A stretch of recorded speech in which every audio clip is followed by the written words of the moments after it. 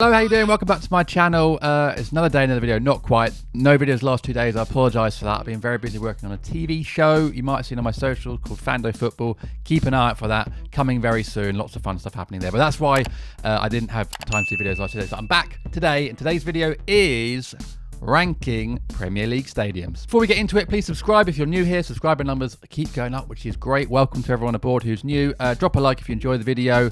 Comment below with your thoughts on my ranking and suggestions for future videos, which this one was suggested as well in the comments. And join my Patreon to help support the channel move forward, get some rewards, and join the Discord club where we chat about football. So yeah, if you can, please help the channel move forward with a little bit of money for my patron. Right, let's get into it. This suggestion came from Luke Tucker1234 in the comments, who said, "Have a rating stadiums." Love it. So we're gonna get into it. If you've got an idea for a video, comment below and I'll try and do it as soon as possible. Right, let's start at number 20 with, it's West Ham and the London Stadium. I think even West Ham fans will admit this is a terrible stadium. The view is miles away from the pitch. It's a massive downgrade on Upton Park. West Ham fans done their best to try and give it some atmosphere, and they have done, but it's not even a stadium that's made for football. So sorry, West Ham fans. I think you'd be expecting this one easily bottom of the ranking. Next up, I had three stadiums that it's basically because of sizing. I put them down. They feel a bit harsh, really, but I'm going to go with Bournemouth in 19th, Dean Court / Vitality Stadium. I still call it Dean Court. Nice little stadium, but it is quite small. Probably needs a bit of an upgrade. Yeah, sorry, Bournemouth. Doesn't feel like a Premier League stadium yet. Sorry, Bournemouth fans. But you're still here. So the longer you're here, the longer maybe you can do some upgrades to it and make it a Premier League stadium. But yeah, for me, sorry, Dean Court is down there in 19th. In 18th, I'm going to have to go with Kenilworth Road. Sorry, Luton fans. I know that they're doing reconstructions on it at the moment to bring it up to standard. But it is a stadium, I would say, still probably a bit stuck in the 80s. Although I've been there, I've seen a game there. It's a fun stadium to go to, but yeah, not a Premier League stadium. Needs a lot of work. Maybe once I've done this work, it'll go high up the rankings. And do you know what? I think actually the fact that it's a bit of a rundown stadium plays into Luton's hands this season. I think teams will not want to go there. But for me, yeah, sorry. 18th position is for you, Luton. In 17th position, final of this three that I pretty much had in the same sort of category, is Turf Moor, Burnley. Slightly bigger than the other two, but again, quite an old style stadium, quite run down. I do like the fact that it's got the cricket club behind it. We can go and have a drink. I've been to Burnley a couple of times. It's always quite far for me to get to.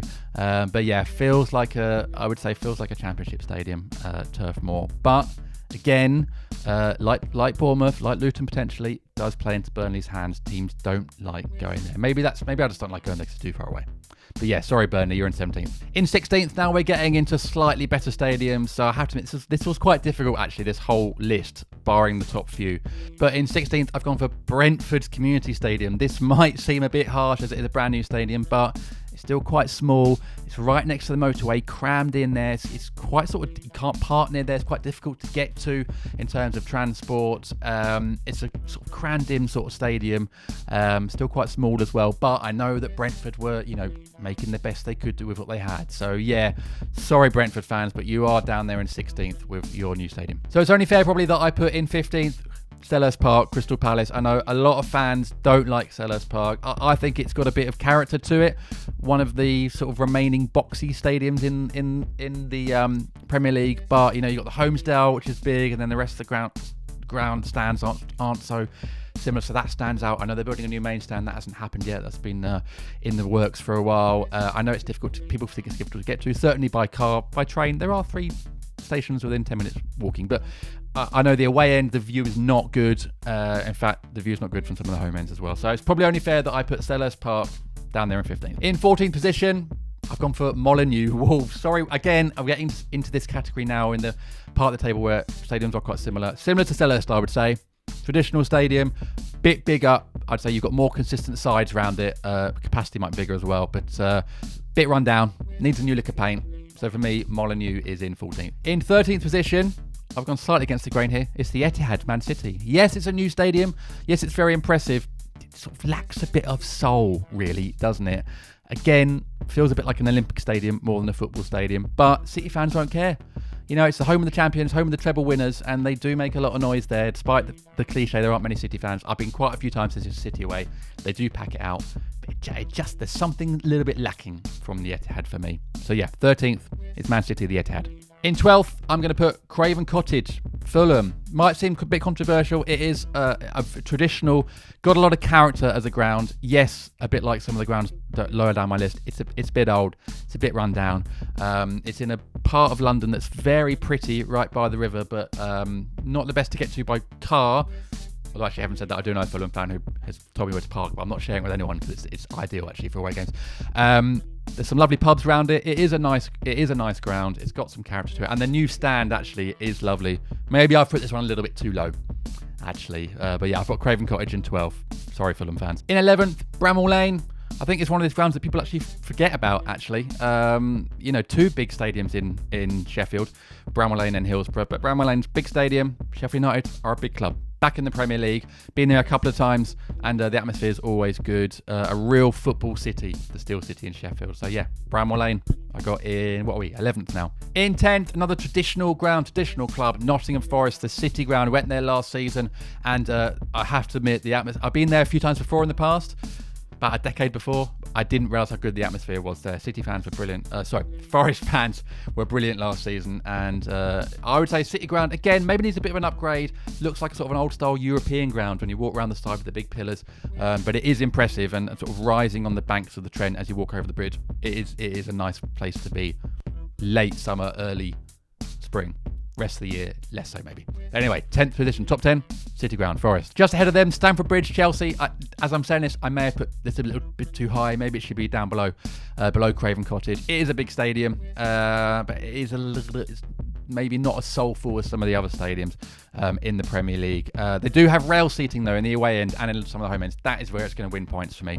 So yeah, Stamford Bridge in at 9th. In at 8th, pains me as it much to say it, it's the Amex Brighton. This is how a new stadium should be done. Yes, it's out of town, which is annoying, and transport links by train are a nightmare. I always drive there, but it is one of the nicer new stadiums. The right size for Brighton, nice design. Brighton fans, to be fair, they fill it up, they make a nice noise. It is a good stadium.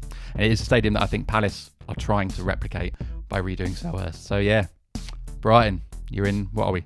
9th. In 7th, it's Goodison Park, Everton. Now this is a traditional stadium, traditional football club.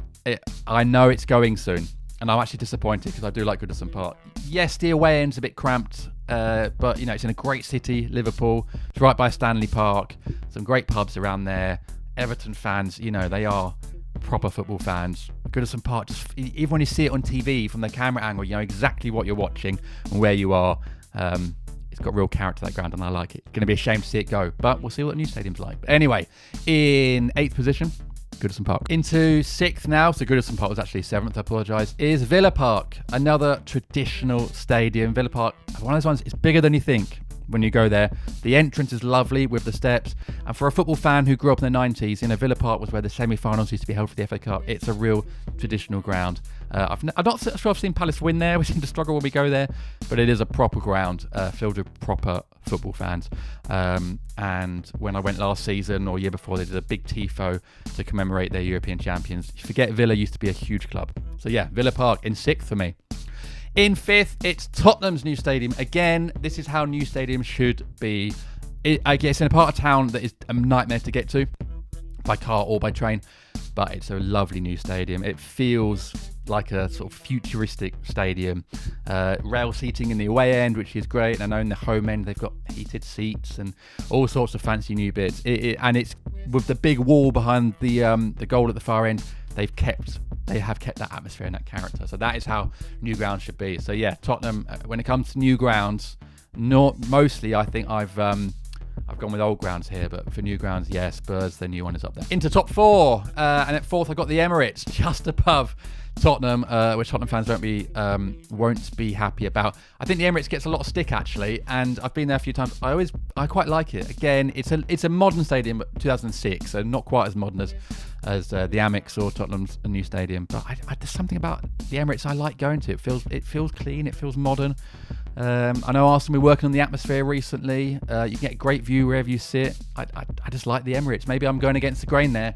I just like it as a stadium. I always have a good time there. It helps that Palace have been getting good results there recently as well, apart from last season. Anyway, so yeah, top 4, it's Arsenal with the Emirates. In a third, I'm going to go with Old Trafford. Now, for a 90s boy growing up, this used to be the biggest and the best stadium in the land. I think it still has a bit of that magic for me. It's a bit run down in places and maybe needs a bit of work, but you know, the facade there at the front of the stadium with the, I think it's the Stretford end, with the statue out front of the some of the Busby Babes. Yeah, it's a great stadium. I've been there a few times to watch Palace. Was there for Darren Ambrose's goal in 2011. Got some good memories of that. Even though United have had their downtime and the ground is a bit run down in places, it never fails to make me sort of overawed when I go there. So yeah, in third, Old Trafford. In second, I've got St James's Park. Great stadium. This I really enjoy going to. It's miles away. And I will say it takes ages to get to the away end of those steps, but it is worth it when you get there. Great view. The atmosphere is always good. I know Newcastle are back now, and last season they made a lot of noise. I think St James's Park is just one of those proper football stadiums in a football city with football fans. You know exactly what you're getting. I always enjoy going there. So yeah, second for me, St James's Park. Which means top is Anfield. Again, a real proper stadium. You know, when I know people criticise Liverpool fans for only cheering at the start and at the end, but when they are holding up those scarves, if you never walk alone, it is a great place to go. I've seen Palace, never seen us win there, but I've seen us get turned over a few times there. But it is you know, with the gates and with the new stand now, it's a great stadium, Anfield, to be honest. So probably worthy of my number 1 spot. But let me know below, where did your stadium come? Where would you have put it? Was I a bit harsh on some? Was I too generous on others? Let me know, and let's get some debate going in the comments. Subscribe if you're new here. Welcome aboard. Hit the bell so you get notifications every time I do a new video. Drop a comment, drop a like, and subscribe to my Patreon if you want to help. Give a couple of quid a month to make the channel go forward. That's it. Thanks for watching. I'll be back tomorrow with another video. Until then, take care. Bye-bye.